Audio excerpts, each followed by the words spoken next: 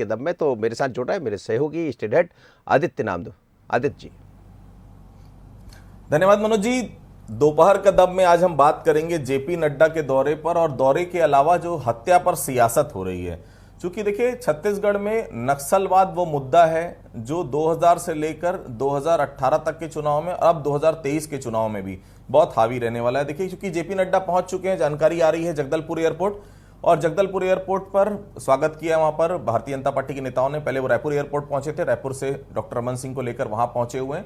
और देखिए, जेपी नड्डा के दौरे के ठीक एक दिन पहले भारतीय जनता पार्टी के जिला उपाध्यक्ष, नारायणपुर के जो जिला उपाध्यक्ष हैं साहू, उनकी हत्या कर दी जाती। घर में वो टीवी देख रहे थे और जो स्मॉल एक्शन टीम बोलते हैं हम नक्सलियों की, वो उनके घर में घुसते हैं और सीने पे और सिर पे 2 गोली मारते हैं। और चूंकि छोटे डोंगर का इलाका था, वहां से नारायणपुर जिला मुख्यालय लगभग 43 किलोमीटर दूर है। लाते लाते रास्ते में ही उन्होंने दम तोड़ दिया था। जब अस्पताल पहुंचे तो उन्हें मृत घोषित कर दिया गया। तो देखिए, भारतीय जनता पार्टी ने इसे बड़ा मुद्दा बनाया। बहुत साफ है, डॉक्टर रमन सिंह का साफ तौर पर कहना है कि ये केवल एक हमारे कार्यकर्ता की हत्या नहीं, ये भाजपा के ऊपर सीधे तौर पर हमला है। और साफ तौर पर यह भी कहना है कि जिस तरह से चीजें नजर आ रही वो बहुत साफ है कि भारतीय जनता पार्टी के कार्यकर्ताओं और नेताओं को टारगेट किया जा रहा है। कांग्रेस जो है वो सुरक्षा देने में पूरी तरह से असफल है और कहीं ना कहीं कांग्रेस है इन सब के पीछे। ये बड़ा बयान पूर्व मुख्यमंत्री डॉक्टर रमन सिंह ने दिया है। तो देखिए, एक तरफ जेपी नड्डा का दौरा है, भारतीय जनता पार्टी बस्तर में चुनावी शंखनाद कर रही है। दूसरी तरफ जेपी नड्डा ने अपने कार्यक्रम में बदलाव करते हुए वो सभा के बाद सीधा नारायणपुर जाएंगे। भारतीय जनता पार्टी का वहां कार्यालय है, वहां पर श्रद्धांजलि सभा में शामिल होंगे। तो कहीं ना कहीं ये बताने की जरूरत है वहां पर बहुत साफ कि हम अपने कार्यकर्ता के साथ हैं। और राष्ट्रीय अध्यक्ष अगर वहां जा रहे हैं, मतलब साफ है बीजेपी चुनाव में इसे बड़ा मुद्दा बनाने जा रही है। तो देखिए, सबसे पहले आपको सुनवाते हैं क्या कुछ कहा पक्ष और विपक्ष ने इस पूरे विषय पर, फिर हम अपनी चर्चा को आगे बढ़ाएंगे। नारायणपुर जाएंगे जहां सागर साहू की निर्मम हत्या हुई है और ये लगातार बस्तर में घटनाओं का दौर चल रहा है। एक महीने में तीसरी हत्या भारतीय जनता पार्टी के वरिष्ठ कार्यकर्ता की हो गई है। पहले भारतीय जनता पार्टी के जिला मंत्री जगदलपुर बुधराम करताम की हत्या हुई, फिर उसूर ब्लॉक के बीजापुर के नीलकंठ कक्केम की, और उसके बाद नारायणपुर जिले के सागर साहू। इस प्रकार पूरी तरीके से कांग्रेस और कांग्रेस की सरकार असफल रही है इस प्रकार की घटना को रोकने में। जिनको धमकी मिल रहा है उनको सुरक्षा न देना और जिनको सुरक्षा मिल रहा है उनको वापस करना। और जिस तरह थाना के पास में जिनको भी रखी हुआ है, पुलिस प्रशासन को जानकारी होने के बाद भी वो इस तरह से ना गश्त करना ना उनको सुरक्षा देना, ये लगता है कि सीधा सीधा सहमति था, या मुझे लगता है कि हथियार कहीं उन्होंने सौंप दिया हो कि ले जाए हमारा हथियार, आप उनको किलिंग कीजिए। चुनाव तक अभी कई हत्याएं होंगी और कई लोगों को फंसाए जाएंगे। और एक नकारात्मक पहलू पर कांग्रेस खड़ी है और नकारात्मक बिंदु पर ही वो चुनाव लड़ेगी। यदि उसके पास कुछ सकारात्मकता होती, जनता को बताने के लायक विषय होती, तो वो 13 दिन का सत्र क्यों बुलाते? तो हिम्मत है तो प्रदेश की बड़ी पंचायत में सामना करे, सकारात्मक विषय उनके पास हैं तो वो तो नकारात्मकता के आधार पर विरोधियों की हत्या और विरोधियों को फंसाकर चुनाव में जाने की कोशिश करेगी। लोकतंत्र में विश्वास करने वाले, चाहे कांग्रेस पार्टी के कार्यकर्ता हो, भारतीय जनता पार्टी के कार्यकर्ता हो, हमेशा नक्सली उनको टारगेट करते रहे हैं। जो नारायणपुर की घटना दुखद घटना है, भारतीय जनता पार्टी के जिला उपाध्यक्ष की हत्या की घोर मैं निंदा करता हूं और ऐसी घटनाएं नहीं होना चाहिए। छत्तीसगढ़ में माननीय मुख्यमंत्री भूपेश बघेल जी की सरकार छत्तीसगढ़ में शांति, सुरक्षा, विश्वास और विकास के एजेंडे पर चल रही है, इसलिए नक्सली बौखला गए हैं। इसलिए इस ढंग से कायराना हरकत नक्सली करते हैं। तो सुना आपने क्या कुछ कहा मोहन मरकाम ने, क्या कुछ कहा इस पर रमन सिंह ने, और बड़ा आरोप महेश गागड़ा जो 15 साल मंत्री रहे हैं, कद्दावर नेता रहे हैं, बीजापुर से विधायक रहे हैं, फिलहाल पिछला चुनाव वो हार गए थे। और उसके बाद बड़ा आरोप यहां पर लगाते हुए महेश गागड़ा कि हमने पुलिस को सूचना दी थी, नक्सली रेकी कर रहे हैं, उसके बाद भी सुरक्षा नहीं दी गई। बड़ा सवाल यहां पर खड़े कर दिया है। तो देखिए, हम सबसे पहले अपनी चर्चा की शुरुआत करते हैं। हमारे साथ चर्चा में 3 बेहद खास मेहमान मौजूद रहेंगे। हमारे साथ जगदलपुर के हमारे संवाददाता प्रशांत गजभिये भी मौजूद रहेंगे, हमारे साथ केदार गुप्ता हैं वो मौजूद रहेंगे। तो फिलहाल देखिए, ये चीजें आगे बढ़ते रहेंगी। पहले तो हम सीधे जगदलपुर चलने की कोशिश करेंगे हमारे संवाददाता के पास। क्या कुछ कहा वहां पर और क्या इस पूरे वाकया में, क्योंकि नारायणपुर भी उनको जाना है, क्या कुछ देख रहे हैं वहां पर तो देखिए बिल्कुल प्रशांत से मैं बात करने की कोशिश करूंगा कि आखिर क्या वहां पर क्या अपडेट है अभी। फिर देखिए मैं अभी केदार गुप्ता जी के पास चलता हूं। गुप्ता साहब, किस तरह से लग रहा है कि भारतीय जनता पार्टी पे ही, नेताओं पे ही हमला हो रहा है, लगातार नक्सली अटैक उनके ऊपर हो रहे हैं? केदार जी, अब ये वर्ष चुनाव का विषय वर्ष है और मुझे ऐसा लगता है कि कांग्रेस पार्टी इस बात को अच्छे से समझ ली है कि आदिवासी भाइयों का जो आरक्षण है वो प्रभावित हुआ है, आदिवासी भाई उद्वेलित हैं और कांग्रेस के विपक्ष में माहौल है। वहीं धर्मांतरण के विषय में भी उनके कांग्रेस के खिलाफ माहौल बना हुआ है। आदिवासी भाइयों की और हमारे आदिवासी भाई जो भाजपा के नेता हैं और विशेषकर जो धर्मांतरण के विरोध में काम कर रहे हैं, ऐसे नेताओं की हत्या हो रही है। तो मैं फिर से पूछना चाहूंगा कि आखिर ये किसके इशारों पर हत्या हो रही है? बारंबार एक बात कहते हैं माननीय मुख्यमंत्री जी कि नक्सलवाद कंट्रोल में है, तो क्या ऐसा ही कंट्रोल में है कि भारतीय जनता पार्टी के नेताओं की और चुन चुनकर हत्या की जा रही है?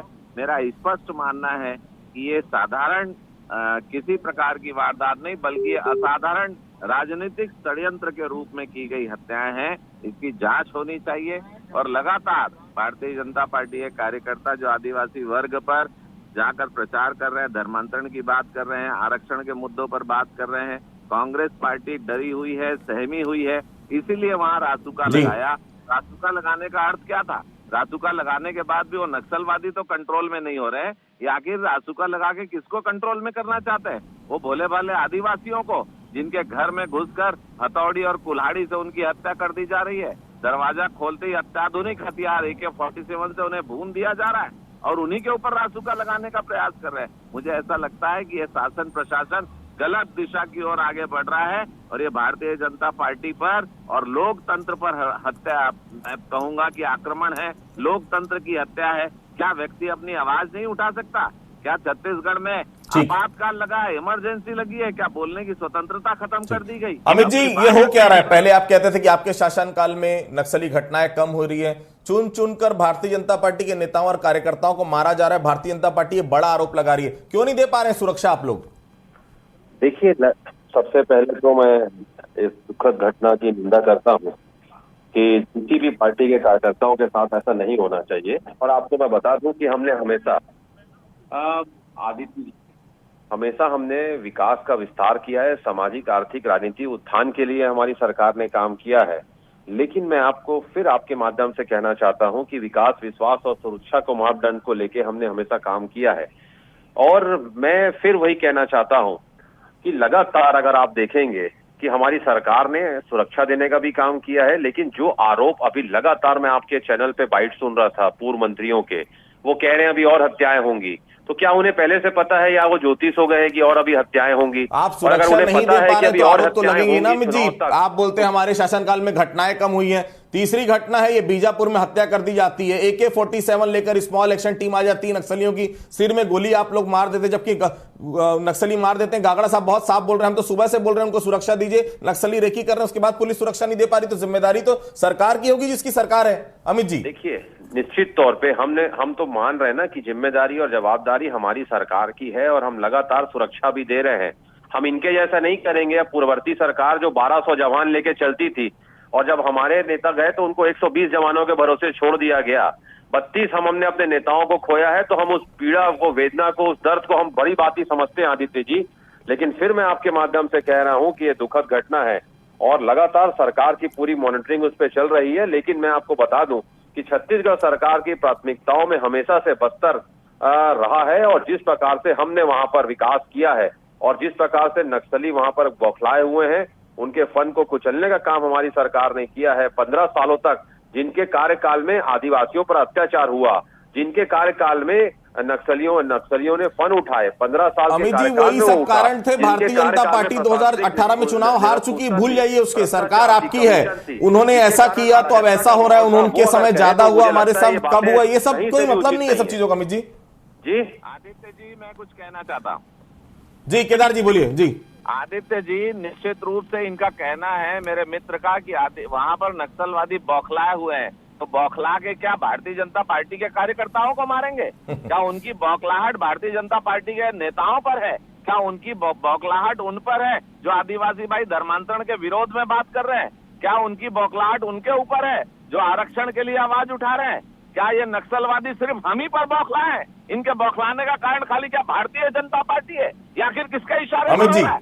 निश्चित रूप से मैं लगातार मैं आपको आरोप बता दूं, लगाना आज चाहता वो हूं। कह रहे हैं कि आरक्षण पे बात कर रहे हैं, तो आरक्षण पे एक भी बीजेपी का प्रतिनिधिमंडल राज्यपाल जी से नहीं मिला, नवीन मार्कंडे जी को छोड़ के एक भी उनका डेलीगेशन जाके राज्यपाल जी से नहीं मिला। ये इनका दौरा चरित्र है। और मैंने कहा ना, हम आपके ऐसा नहीं करेंगे कि अपने नेताओं को आप 1200 लोगों के सुरक्षा जवानों के साथ भेजा करते थे और हमारे नेताओं को आपने 120 जवानों के भरोसे छोड़ दिया था सुपारी किलिंग करने के लिए।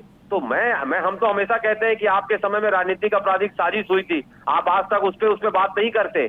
लेकिन फिर मैं आपके माध्यम से कहना चाहता हूं बड़ी जिम्मेदारी के साथ कि ये जो घटना हुई है वो दुखद घटना है। किसी भी पार्टी के किसी भी कार्यकर्ता के साथ ऐसी दुखद घटना नहीं होनी चाहिए। ठीक है, प्रशांत भी मेरे साथ जुड़ गए जगदलपुर से। प्रशांत, अभी क्या बातचीत हो पाई है जेपी नड्डा से, रमन सिंह से, क्या कुछ कहना और यहाँ के बाद क्या कार्यक्रम है आज दिन भर का उनका? देखिए, बातचीत तो अभी नहीं हो पाई है, लेकिन जेपी नड्डा अभी दंतेश्वरी मंदिर पहुंचे हुए थे और अभी ये काफिला निकला है। मैं कैमरामैन से कहूंगा कि काफिले की तरफ दिखाई, काफिला अभी निकला है और ये काफिला अभी पहुंच जा रहा है भारतीय जनता पार्टी का जो स्थानीय कार्यालय है वहां पर कोर कमेटी की बैठक होनी है। उस बैठक के बाद जनसभा को संबोधित करेंगे।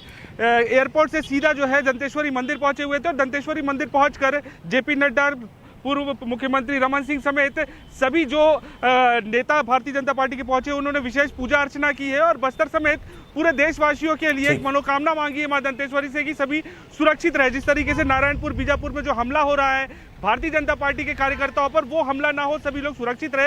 हालांकि बात करने की कोशिश जरूर बंसल न्यूज की टीम ने की उनसे, लेकिन उनका कहना था कि अभी तो बस्तर पहुंचा हूं, कुछ देर बाद जो है मीडिया से भी चर्चा करूंगा और उसके बाद सारी बातों, सारी विषयों को जो है समझने की कोशिश भी करेंगे। तो अभी फिलहाल कार्यालय के लिए रवाना हो चुका है काफिला और कार्यालय में अभी कोर कमेटी की बैठक होनी है। बैठक के बाद जो है वो सर्किट हाउस पहुंचेंगे और उसके बाद आम सभा को संबोधित करने के लिए पहुंचेंगे। जी आदित्य जी। बिल्कुल, तो देखिए प्रशांत ने बताया कि किस तरह से उन्होंने पूजा अर्चना की और देखिए पूजा अर्चना में भी बड़ी बात आई है कि मैं चाहता हूं कि भारतीय जनता पार्टी के कार्यकर्ताओं और बस्तर के लोगों की सुरक्षा की मैंने मनोकामना मां दंतेश्वरी से की। मतलब साफ है बस्तर असुरक्षित है, ये बताने की जेपी नड्डा के द्वारा कोशिश की गई है। अमित जी, मैं कुछ नहीं कहना चाहता क्योंकि लगातार भाजपा के नेता आए, लगातार आप देखें कि वो संगठन का काम है वो कहना है, लेकिन मां दंतेश्वरी पूरे छत्तीसगढ़ के 2 करोड़ 80 लाख जनता के साथ है। ये पूरा छत्तीसगढ़ की जनता जानती है, पूरे विश्व अमित जी, केदार जी बड़ा आरोप लगा रहे हैं केवल भारतीय जनता पार्टी के कार्यकर्ताओं नेताओं को क्यों टारगेट किया जा रहा है, इसका कोई जवाब है आपके पास? देखिए, मैंने जैसा आपसे कहा ना कि किसी भी पार्टी के किसी भी कार्यकर्ता के साथ ऐसा नहीं होना चाहिए। अभी सरकार की पूरी उस पर नजर है आदित्य जी, और मुझे लगता है कि बहुत जल्द हम ऐसी स्थिति में आ जाएंगे, आपको बताने की स्थिति में भी आ जाएंगे। लेकिन मैं फिर आपके माध्यम से कहता हूं कि कम से कम ऐसे समय में जब इस टाइप की घटना हो रही है, कम से कम बीजेपी के पूर्व मंत्रियों को संयमित बरतना चाहिए, उलूल जुलूल बयान नहीं देना चाहिए, ऐसा कोई भी बयान नहीं देना चाहिए। केदार जी, छोटा सा रिएक्शन। और घटनाएं होंगी तो इस प्रकार का वक्तव्य उन्हें नहीं देना चाहिए। सीनियर मंत्री इस टाइप की बातों से बचना चाहिए। देखिए, आपको बयान उल जुलूल लगेंगे, पर हमने अपने साथियों को खोया है और उनका परिवार 32 लोगों को झीरम घाटी में जिसकी फाइल आप लोग नहीं दे रहे हो भाई साहब, और बीजेपी का एक भी नेता उसने अपने नेताओं को चिट्ठी नहीं लिख रहा है कि इनको फाइल दे दिया जाए। हमसे ज्यादा दर्द आपका नहीं है, हमसे ज्यादा तकलीफ और पीड़ा नहीं है, उन शहीद परिवारों को आज तक न्याय नहीं मिला है, उसके लिए बीजेपी का कोई नेता कुछ नहीं किया है। हम तो खड़े हो रहे हैं आपके साथ कि आप ये दुखद घटना के, हम आपके साथ खड़े हैं, हम आपके साथ खड़े हैं, बड़ी जिम्मेदारी के साथ। देखिए, हत्या पर सियासत लगातार जारी है, लेकिन बहुत साफ है जेपी नड्डा के दौरे के पहले जिस प्रकार से भारतीय जनता पार्टी के जिला उपाध्यक्ष की घर घुसकर हत्या नक्सलियों ने की है, मतलब और मकसद बेहद साफ है। केंद्रीय एजेंसियों को भी और केंद्र सरकार को भी नक्सली बताने की कोशिश में कि बस्तर में आज भी हमारी हुकूमत चलती है। राज्य सरकार के लिए भी गंभीर है क्योंकि अभी तक घटनाएं नहीं हो रही थी, अब घटनाओं में अचानक वृद्धि हुई है। इस पर रोक लगाना जरूरी है क्योंकि 2018 से 2022 के बीच घटनाओं में बहुत कमी आई है, लेकिन अचानक से 2023 में नक्सली आक्रामक हुए और इस साल चुनावी वर्ष है। अगर अभी कंट्रोल नहीं किया गया तो आगे आने वाले समय में और भी कई गंभीर परिणाम बस्तर में देखने को मिल सकते हैं। दोपहर के दम में बस इतना ही। आप दोनों मेरे साथ जुड़े, आप दोनों का बहुत बहुत शुक्रिया। बाकी खबरों के लिए बने रहिए बंसल न्यूज के साथ।